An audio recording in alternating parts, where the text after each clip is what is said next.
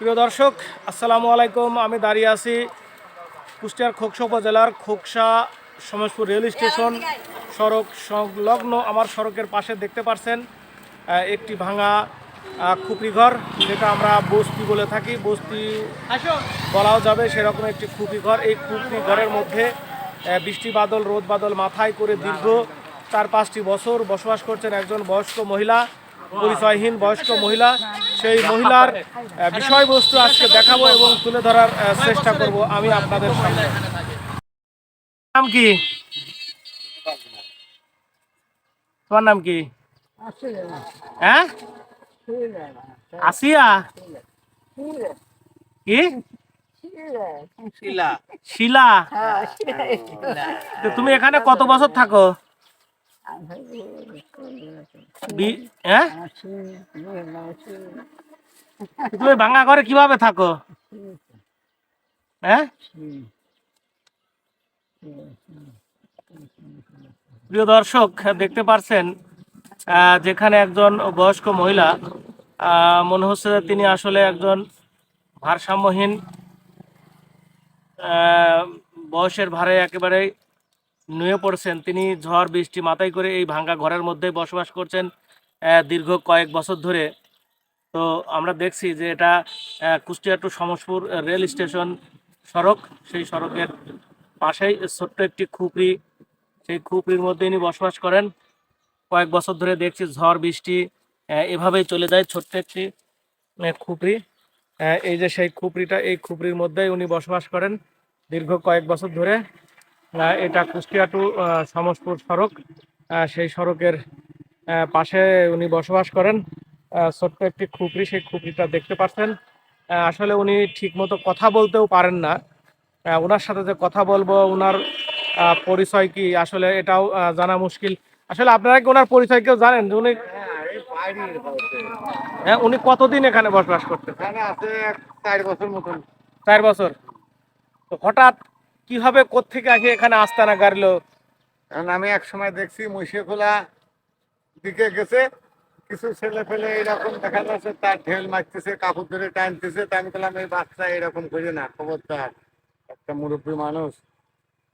তারপরে এই জায়গায় যে আশ্রয় আনেছে, এইদিকেও ছিল অবশ্য। আমি মাঝে মাঝে এসে এখানে দাঁড়াই, তার খরচের জন্য হালকা যাই দিই। তো বৃষ্টির মধ্যেই ভাঙা ঘরের ভিতর কিভাবে থাকে? থাকতে এই ঘরে হ্যাঁ, হইতে তার কাজের ঘর দেখে তখন এই জায়গায় এইভাবে থাকে। তো আসলে এই বৃদ্ধ মহিলাকে দেখে কি মনে হয়, উনি কি আসলে শারীরিক বা মানসিক প্রতিবন্ধী নাকি? না, সেরকম কিছু না, বয়স্ক মানুষ, এখন তার কাজের লোকজন নাই। দেখা যাচ্ছে যে যা পারে আসে দিয়ে দিয়ে যায়, এই খাবারটাই সে খায়। ও, আবার হ্যাঁ, পাশের বাড়ির মানুষও খেয়াল টেয়াল করে, হেন করে, অনেকেই আছে। প্রিয় দর্শক, দেখতে পাচ্ছেন যে তার ঘরের এই অবস্থা। আসলে ইনার ছেলে মেয়ে অনেক জায়গায় থেকে পুত থাকে। কোনো কিছুই নেই।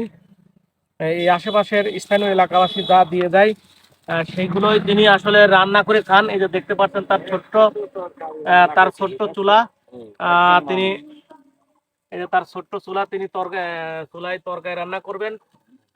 কিছুক্ষণ আগে ওই যে দেখা যাচ্ছে যে পাতিলের মধ্যে ভাত, সে ভাত এটা আমার রান্না করেছেন, এখন সেইগুলো খাবেন। এই যে দেখতে পাচ্ছেন তরকারি। খালা, তুমি এদিকে একটু ঘোরো। খালা একটু উঠে এসে দাঁড়া, খালা। এই যে দেখতে পাচ্ছেন তার মুখটা দেখতে পাচ্ছেন আসলে। খালা কি রান্না করছেন? আমি খালা খুলি টের পাই আমার সামনে খুব। কি রান্না হচ্ছে? হ্যাঁ, তো সব ধরনের রান্নাই করতে পারে। রান্না করে এই যে উনি আসলে কড়ার উপরে তেল দিচ্ছেন, তরকারি রান্না করবেন। আসলে উনি একজন সুস্থ সবল মানুষের মতো রান্না করতে পারেন। কেহ না থাকার কারণে তিনি এভাবে রাস্তায় জীবন যাপন করেন।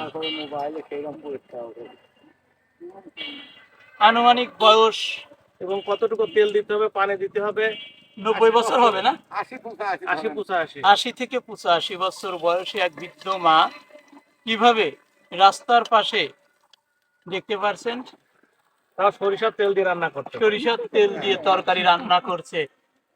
ঈদের তৃতীয় দিন এই বিস্তারিত এবং এই ভিডিওটি আমরা দেখানোর জন্য চেষ্টা করছি। দেখতে পাচ্ছেন একজন দিশেহারা, অর্থাৎ তার কোনো ছেলে সন্তান আদি নেই এবং তার কোনো পরিচয় নেই। কোথা থেকে তিনি এসে এভাবে খোকসা উপজেলার কাদিরপুর রাস্তার উপরে স্বাচ্ছন্দ্য একটি কুড়ে ঘর যেটাকে বলা হয়, চতুর্দিকে লাঠি সোঁটা দিয়ে দেখতে পাচ্ছেন, উপরে কিছু পলিথিন দিয়ে তিনি একটি ঘর বেঁধেছে। আসলে কি এ যুগে এই ঘর থাকার কথা ছিল? জানি না কি পরিচয় তার, জানি না আসলে তার কোনো সন্তান আদি আছে কিনা। তিনি কিন্তু একজন 80 থেকে 85 বছরের বৃদ্ধ একজন মা, কিভাবে নিজেই রান্না করে। এই যে ঘরের চিত্র, ঘরের চিত্রটা দেখানোর চেষ্টা করছি। এটা Kushtia to Samaspur rail station. Samaspur rail station সংলগ্ন যে রাস্তাটা,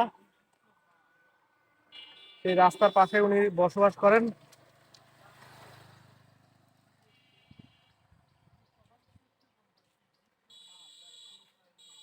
এই যে ঘরের অবস্থা, আমরা যদি ঘরের ভিতরকার দৃশ্যটা একটু দেখানোর চেষ্টা করি। উনি এখানে ওনার এই বৃদ্ধ বয়স্ক মহিলার ঘরের এই অবস্থা।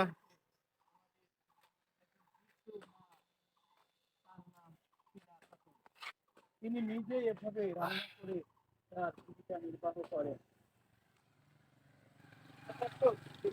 ভিডিওটি দেখছেন দেশ এবং প্রবাসী ভাইরা, এমন একজন দুস্থ অসহায়